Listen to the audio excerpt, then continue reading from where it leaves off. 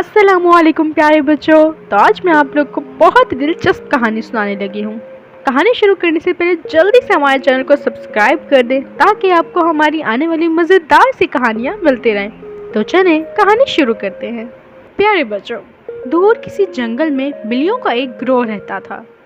उन सब की आपस में बहुत गहरी दोस्ती थी। तमाम बिल्लियाँ मिलजुल कर खेला करती और खाने पीने भी इकट्ठी ही निकला करती। सर्दियों के मौसम का आगाज़ हो गया और बाहर ठंड की शिद्दत बढ़ने लगी थी। ऐसे में बिल्लियों का घर से निकलना महाल लगने लगा था, लेकिन उनको पेट भरने की खातिर घर से निकलना पड़ता था। बिल्लियों में एक बिल्ली थी जिसका नाम मुन्नू था। कदरे सुस्त थी। वो रोज़ाना सोचती कि आज किसी तरह उसे बाहर ना जाना पड़े और घर बैठे ही खाना मिल जाए, लेकिन सबके बार बार कहने पर उसे साथ जाना पड़ता। एक रोज मुन्नू सोकर उठी तो उसे टांग में दर्द महसूस हो रहा था। उसने साथी बिल्लियों को बताया कि जाने क्यों वो पैर में तकलीफ महसूस कर रही है, जिस पर दूसरी बिल्लियों ने उसे हमदर्दी का इजहार करते हुए 1-2 रोज आराम करने का मशवरा दिया और खुद खाने की खातिर बाहर निकल गई।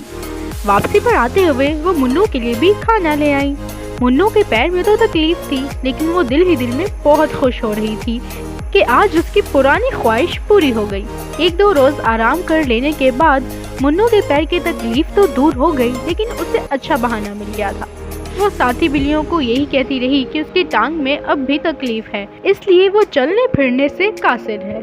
जिस पर उसकी सहेलियों ने कहा कि वो उसे मुआयने के लिए ले चलती है, लेकिन मुन्नू ने इनकार कर दिया और कहा वो 1-2 कदम भी नहीं उठा सकती। चंद रोज मजीद आराम करने के बाद वो खुद ही ठीक हो जाएगी।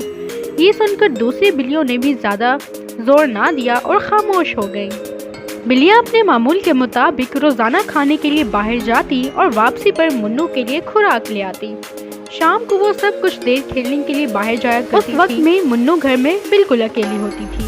उसका भी दिल करता था कि वो उनके साथ खेलने के लिए बाहर जाए, लेकिन ऐसा करने की सूरत में उसका पोल खुल सकता था और वो मजीद चंद रोज बिस्तर पे ही गुजारना चाहती थी। उसे फरागत के ये दिन बहुत ही पसंद आ रहे थे। एक रोज मामूल के मुताबिक सभी सहेलियां खेलने के लिए बाहर गई हुई थी। मुन्नू बिस्तर पर मजे से लेटी हुई थी कि अचानक उसे गोश्त की बू आई। उसने फौरन कान खड़े कर लिए और खिड़की से सर बाहर निकाल कर यहाँ वहाँ देखने लगी। ऐसा करते हुए उसने खुद को खिड़की की ओर में छुपा रखा था ताकि बाहर खेलती बिल्लियों की नजर उस पर ना पड़ जाए। अब जो उसने गोश्त की तलाश में नजर दौड़ाई तो क्या दिखती है कि दरख्त के नीचे एक लड़का किसी जानवर का गोश्त फेंक रहा है। ये देखकर तो मुन्नू के मुंह में पानी भर आया। वो जल्द से जल्द गोश्त तक पहुंचना चाहती थी। ताज़ा गोश्त देखते ही उसकी भूख में इजाफा हो गया था। मुन्नू ने दिल में इरादा किया और साथी बिल्लियों से नज़र बचाकर घर से बाहर निकल आई।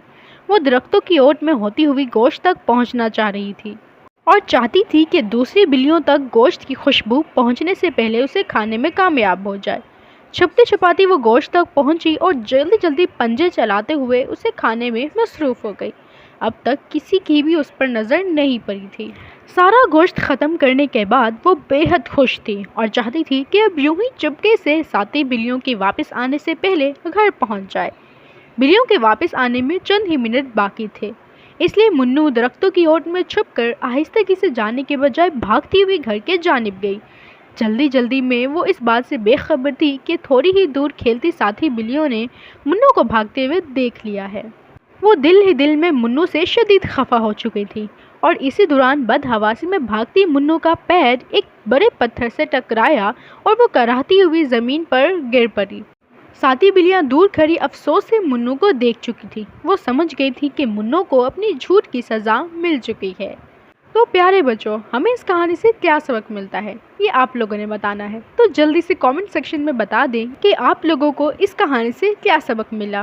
प्यारे बच्चों, तो अगर आप लोगों को कहानी पसंद आए तो like, comment, share and subscribe करना भी मत भूलिएगा। तब तक के लिए अल्लाह हाफिज़। मिलते हैं अगली कहानी में।